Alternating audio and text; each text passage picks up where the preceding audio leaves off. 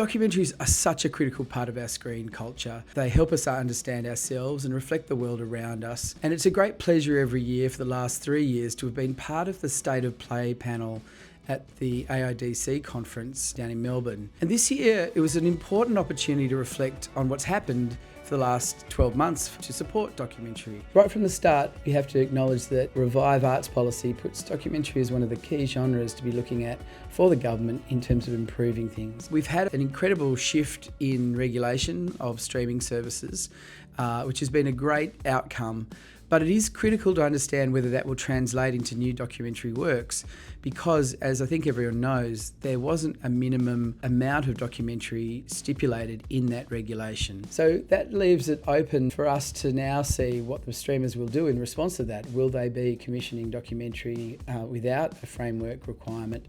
Or if they aren't, well, it sets us in a course to continue to argue for this minimum opportunity. In other good news, there was a shift in the licence fee minimums that Screen Australia sets for its commissioning when people come in to receive equity investment. That's a good outcome if you are using and working with Screen Australia's finance, but it still leaves producers exposed in environments where Screen Australia is not at the table. We do not have a structured terms of trade as exists in other territories to protect and manage the power imbalance in our industry between producers and commissioners. The work left to be done that we talked about on that panel was a lot of the incongruity and difference between what is happening in our offset system for scripted compared to unscripted or documentary work. So at the moment, there is still a 65-hour cap for documentaries when this was removed for scripted a couple of years ago. There is also a very odd anomaly that means that you cannot get the PDV offset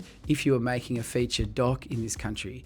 Now that's crazy. It should be changed, and it is obviously meaning we are losing work because of it in this country. There is also an incredible amount of work to do with regard to our co-production treaties with other countries. I've talked about this many times, but it is again a big gap in our strategy here when we're trying to work globally with many stories that travel and with many partners that want to work with Australia. Canada is the most obvious opportunity at the moment because they have been chasing Australia for a while to update our agreement. It's the same thing with the UK. It was an announcement that we would have a change in this treaty in 21, but there has been no progress to actually change the treaty since then. If we're talking about opportunities and important reform, we also need to look after our state funding agencies and our federal funding agency, as this is the vehicle by which finance is increasingly critical. They're the things we're chasing, but at the same time, it's important to acknowledge that there's been incredible work happening across the documentary community. And part of that is we are getting a chance to reflect and celebrate our documentary makers at the upcoming Screen Forever and SPA Awards. So as always, look to our website and socials for more information.